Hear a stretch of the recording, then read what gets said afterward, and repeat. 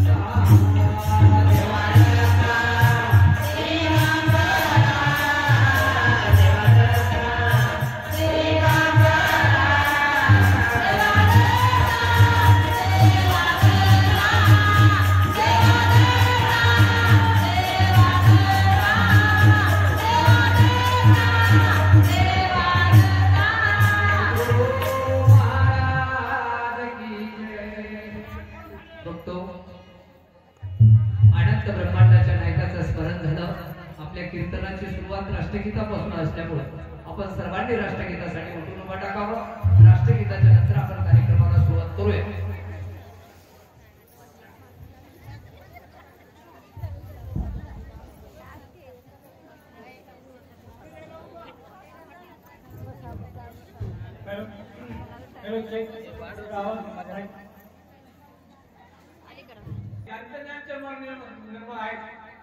त्यांचं या ठिकाणी त्यांनी सांगून टाकलं उदाहरण महाराज के जय मूर्त गुरु चे पाहे मूर्त गुरु चे पाहे मूर्त गुरु चे पाहे मूर्त गुरु चे पाहे माझी देवा पूजा झाली माझी देवा पूजा झाली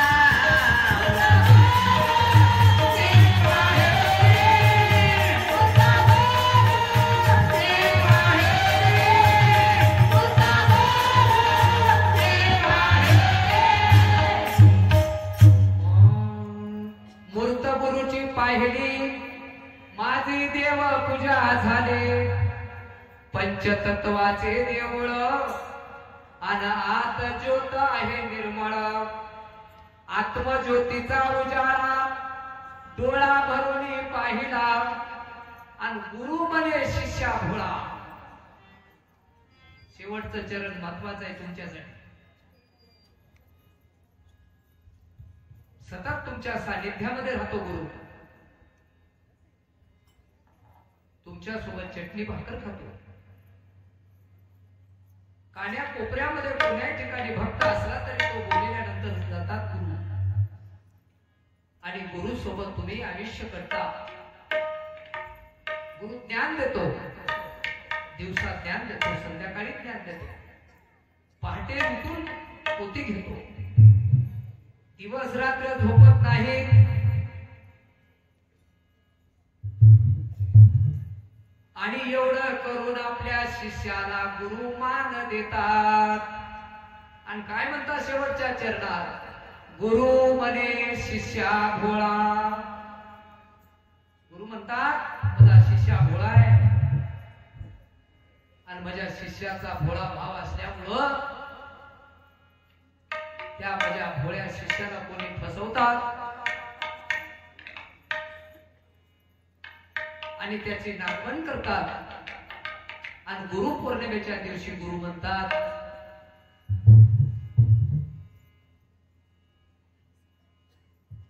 शिष्या किती अंतःकरणामध्ये कोण्या हिशोबाने जरी गुरु बद्दल.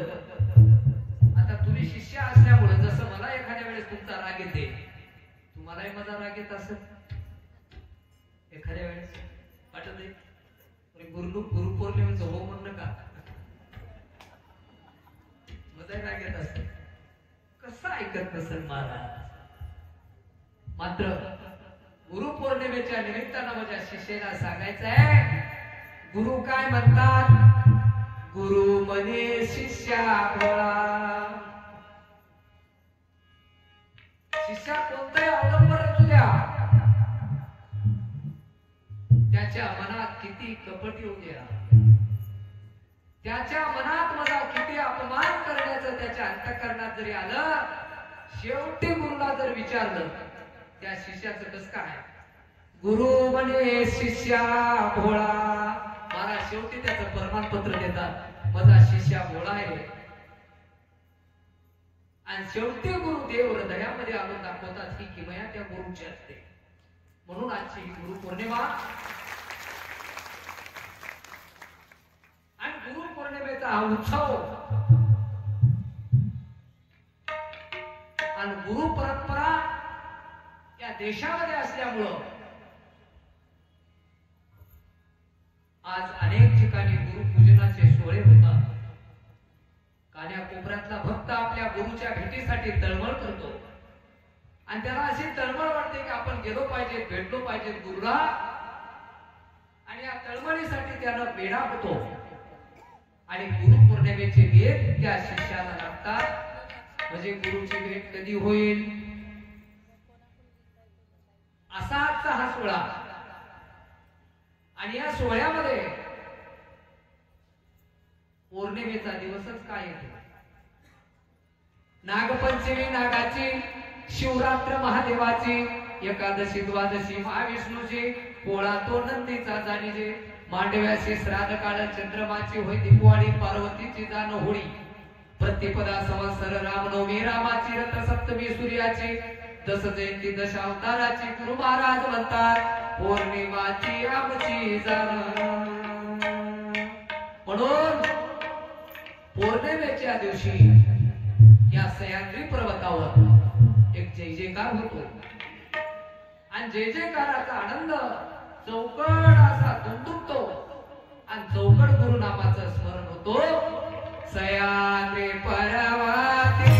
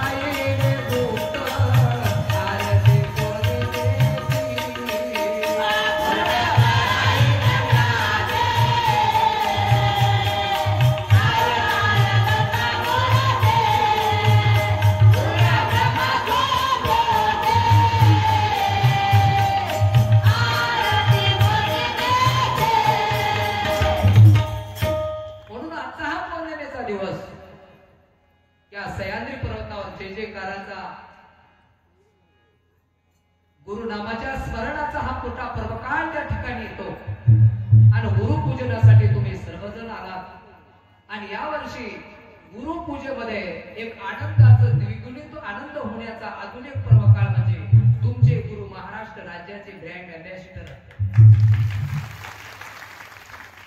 यातच तुम्हाला जास्त आनंद वाटतोय आणि महाराष्ट्र राज्याचे ब्रँड अँबॅसिडर करण्याचं काम या शासनानं केलं, महाराष्ट्र शासनानं. म्हणून महाराष्ट्र राज्याचे मुख्यमंत्री देवेंद्र फडणवीस साहेब, उपमुख्यमंत्री अजितदादा पवार, एकनाथजी शिंदे साहेब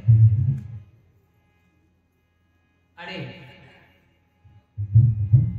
या डिपार्टमेंटचे मंत्री, कॅबिनेट मंत्री गुलाबराव पाटील, राज्यमंत्री मेघना दिदी बोर्डीकर आणि माझे शिष्य दक्षिणचे आमदार आनंदराव पाटील बोंडारकर साहेब, ज्यांनी माझ्यासाठी तळमळ केली, त्यांचे बंधू आज कीर्तनाला इथं बसलेले आहेत.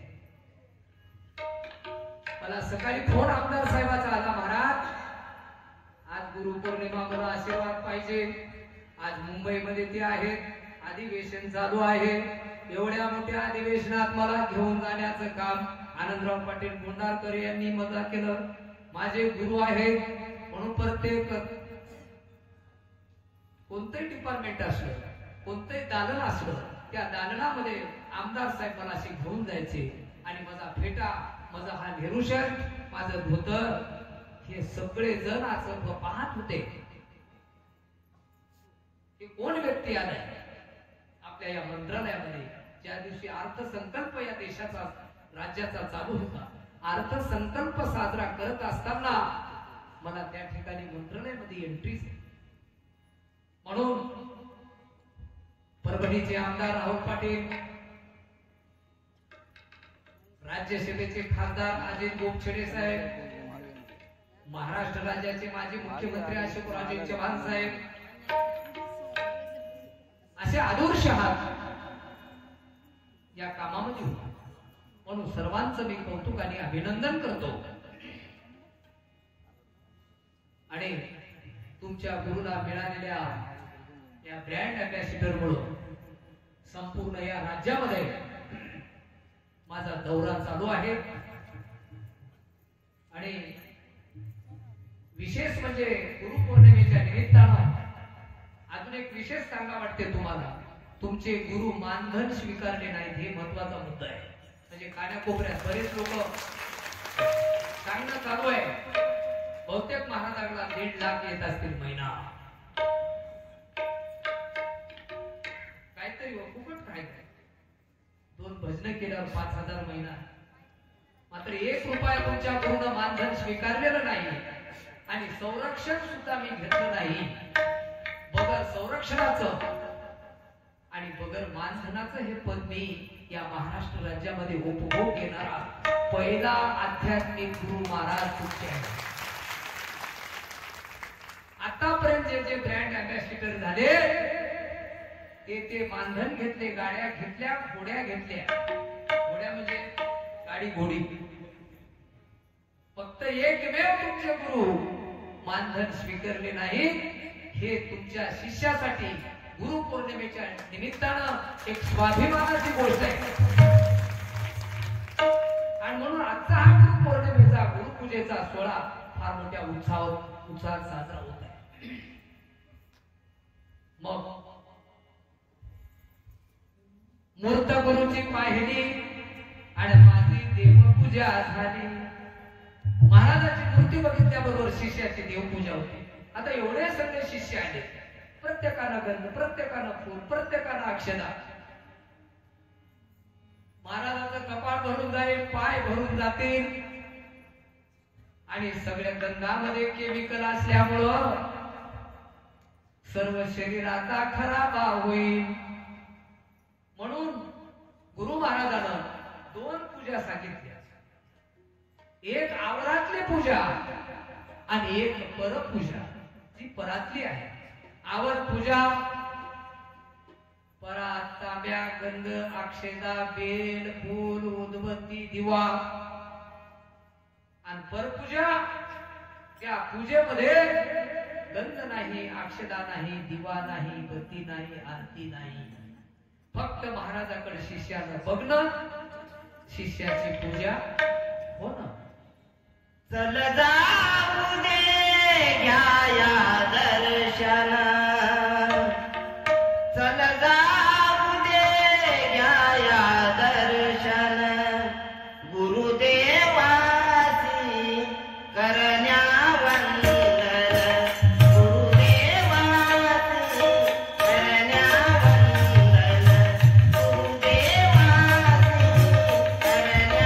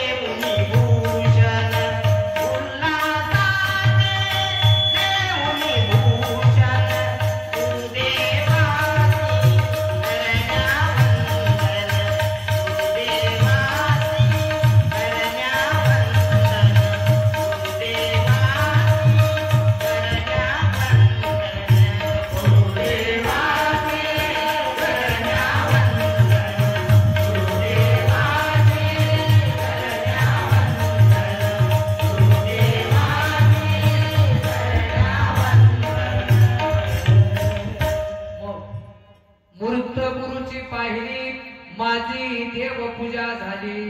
बघितल्याबरोबर देवपूजा होते. अगोदर मूर्ती बघावी लागते. मग मूर्ती कुठं आहे आधी मूर्तीचा शोध लावा. मग बघायला सोपं जाईल.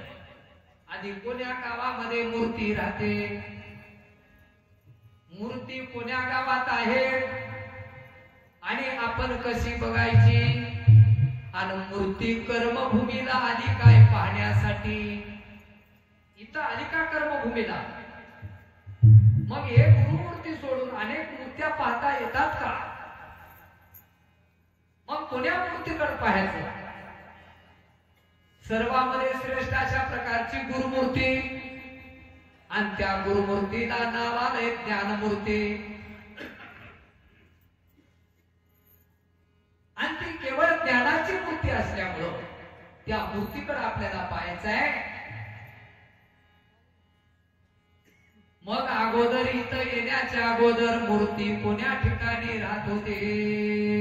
निरालंब शेखरे स्वामी रे वास तुमचा होता, रे वास तुमचा.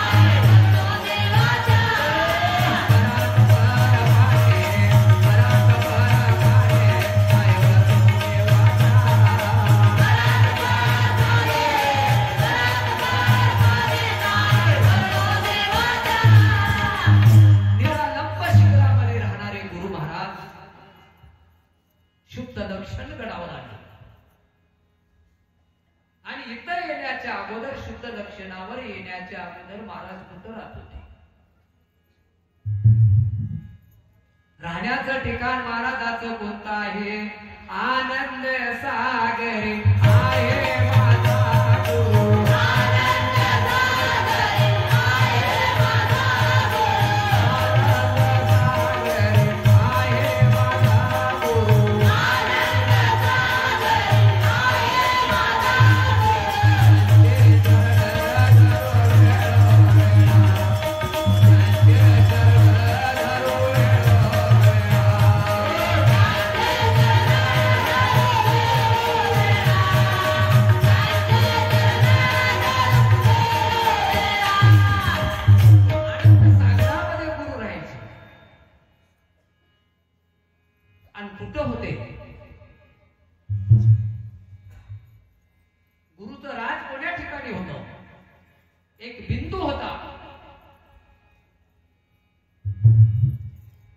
आणि त्या बिंदूला ओंकाराचा बिंदू म्हणतात.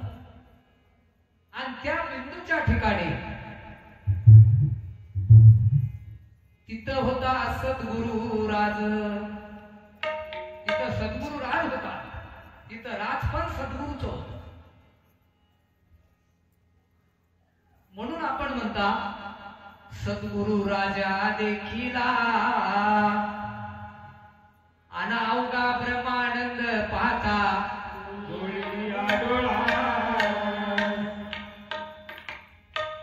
आणि त्या अशा आनंद सागरामध्ये तिथे एक बिंदू होता सुरुवातीला. आणि दुसरं तिथं काही नव्हतं. ते होता धुंदुंकार आतर्क्य मूर्ती अगोचर. गुरु नाम 2 अक्षर आणि भरले होते दुमदुमीत.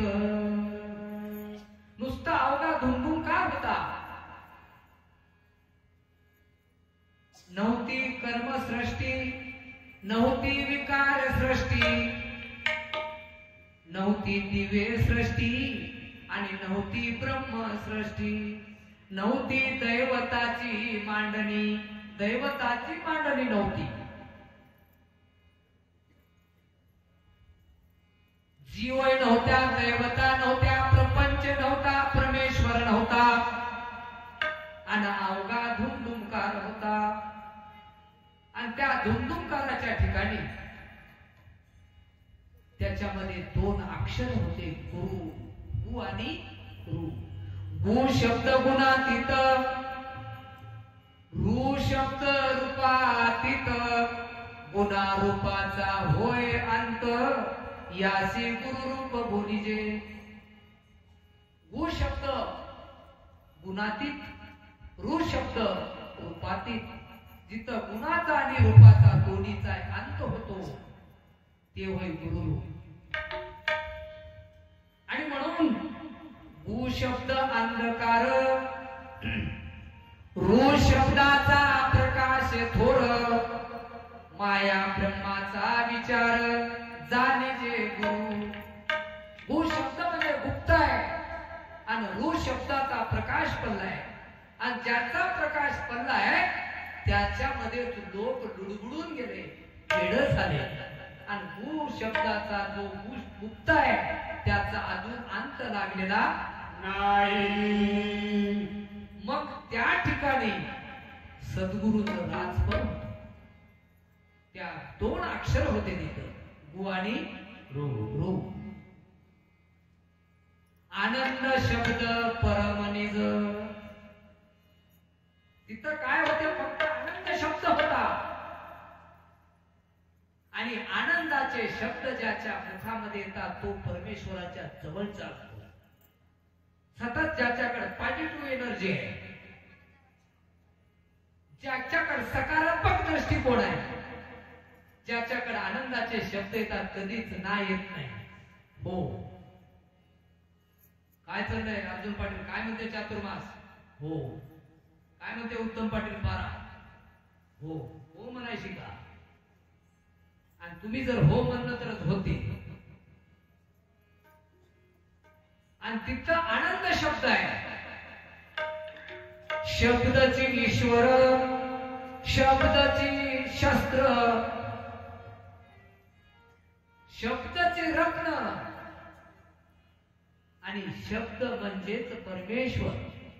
शब्दाची सत, शब्दाची चित आणि शब्दाची आनंद. आणि तिथं सत म्हणजे ब्रह्म, आनंद. शब्द सत होता, शब्द चित होता, शब्द आनंद होता आणि शब्द म्हणजे सचितानंद होता. आणि अशा प्रकारचा जो शब्द आहे आणि त्या ठिकाणी आनंद शब्द होता. आणि तिथं कोणताही माणूस आनंदानं भजन म्हणायचा, आनंदानं नामस्मरण करायचा, आनंदानं बोलायचा आणि आनंदानं राहायचा. असं जे एकमेव ठिकाण आहे, तिथं गेल्यानंतर काय बोलायचे माणसं, आनंद मुखी गाऊ राया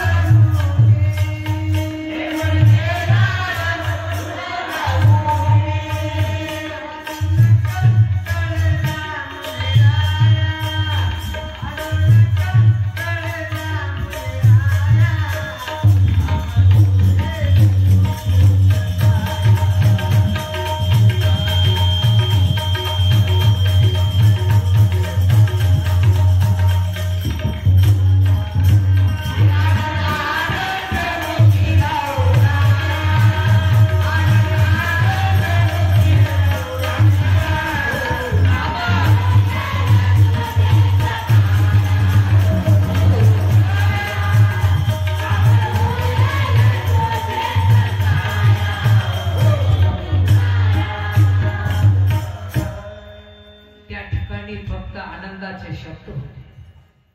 असं जे ठिकाण होतं तिथं दुःख हा शब्द नव्हता, नाही हे शब्द त्या ठिकाणी नव्हता, फक्त आनंद शब्द त्या ठिकाणी. जय जय आनंद सद्गुरु, जय जय आनंद सद्गुरु.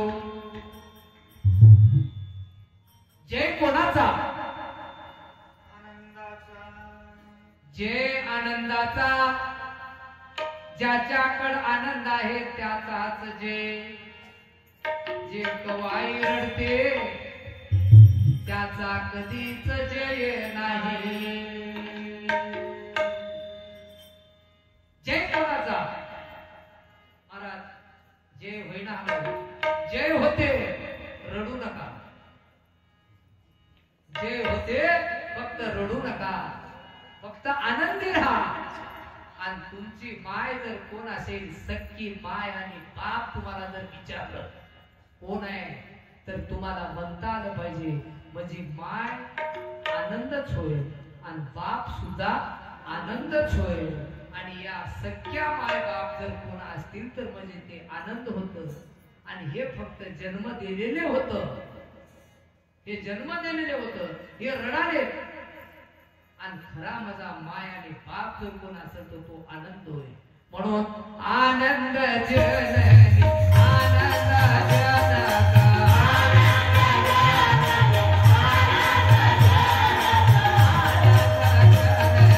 आनंद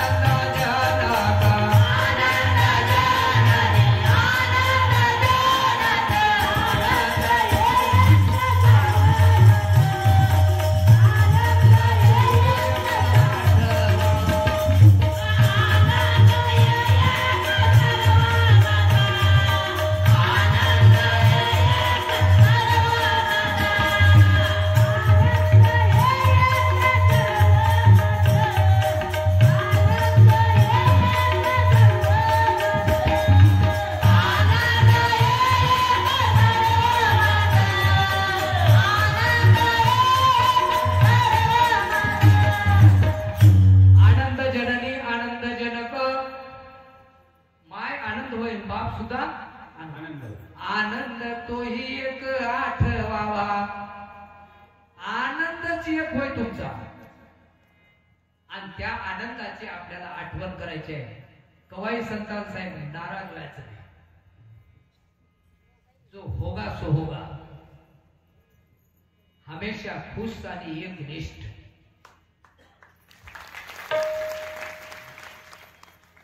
केव्हा आनंदी कारण तेच माय होय तेच बाप होय.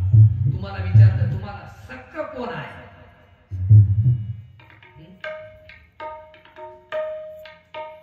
तुमचा सगळ्यात सक्का कोण तर सगळ्यात सक्का इतरत्र कोणी नसून तुमचा सक्का तुमचा आनंद होय. तुमचा सक्का आनंद होय. ना नवरा ना बायको ना पुत्र ना कन्या ना नातू ना पंतू ना इवाई ना जावई. मग कोण होय. तुमचा सक्का जर कोण असेल ते तुमचा फक्त आनंद होय. आणि म्हणून महाराज काय म्हणतात. आनंद सख्या जीव लगा मजा का विसर तुला पडला हो मजा का विसर तुला पडला.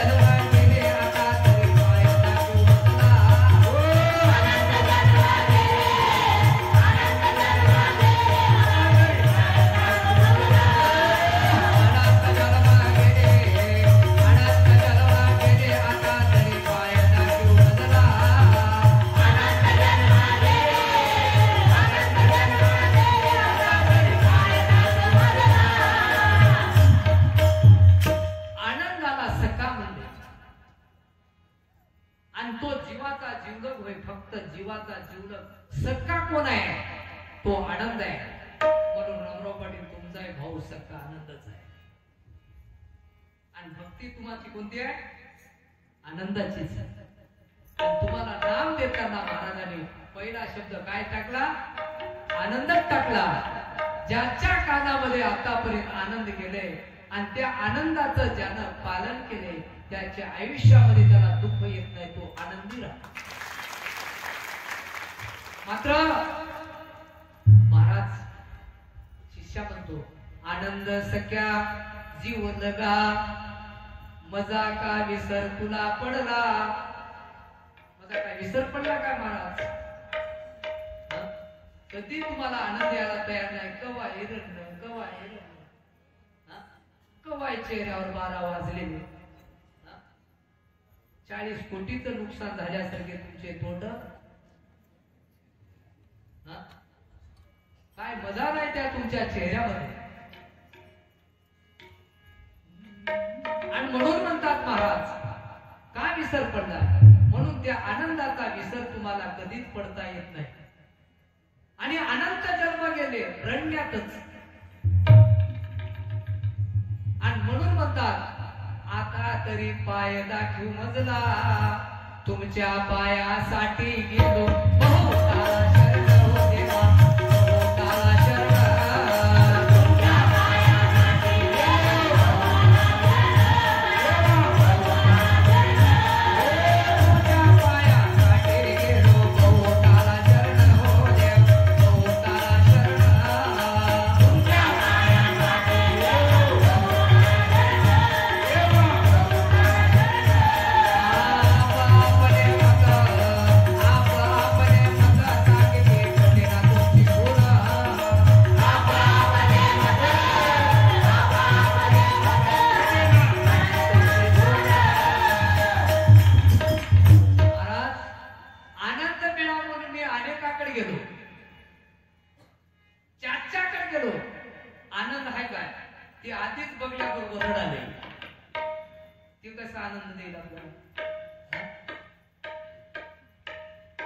बहुताला शरण असे खूप हात म्हणले. त्या प्रत्येकाकडे मी शरण गेलो. आनंद आहे का? तुमच्याकडे आनंद आहे का? आनंद हा कुठे दिसला नाही. आणि आपापले मत सांगितले, मात्र तुमची खून कोणी सांगितली नाही. आणि म्हणून आपला जीव काय म्हणतो? आनंद सख्या रे तुझा विना, आनंद सख्या रे तुझा विना, जाऊ बाहेर रे माझा प्राण, जाऊ बाहेर रे माझा प्राण. आनंद रे तुझा विना, आनंद रे तुझा विना, जाऊ बाहेर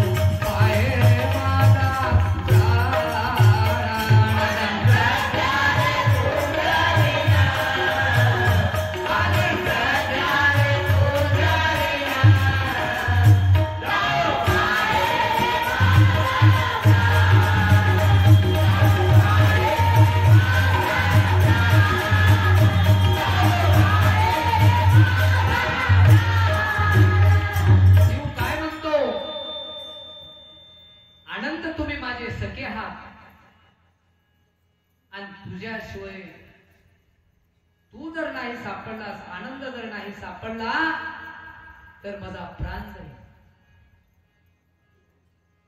माझा जीव जाईल. म्हणून आनंदाची नितांत जीवाला गरज आहे. आणि तोच आनंद शब्द आहे माणसाच्या आयुष्यामधला, तो आनंद शब्द.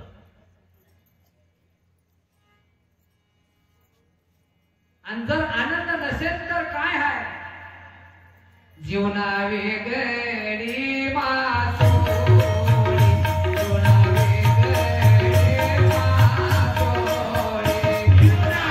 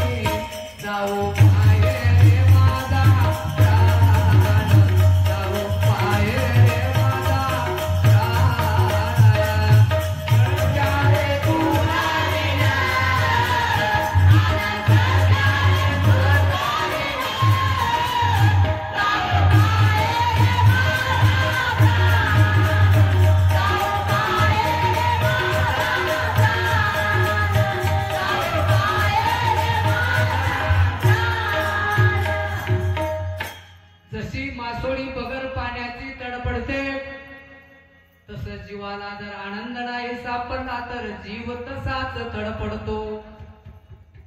म्हणून जीवाला नितांत आनंदाची गरज आहे. आणि म्हणून आनंद शब्दाची गरज आहे. असे शब्द मिळत नाहीत. म्हणूनच जीव हे गुरुच्या भेटीला येतात आणि आनंद शब्दाची शिदोरी घेऊन जातात. आणि नेलेल्या या शिदोरीनं आपल्या जीवनाचं भलं करून घेण्याचे काम त्या आनंद शब्दामध्ये. आणि ते आनंद शब्द ईश्वराच्या जवळचे होत, ज्याच्या मुखामध्ये सतत येतात. आनंद आनंद बोला मुखाने, आनंद आनंद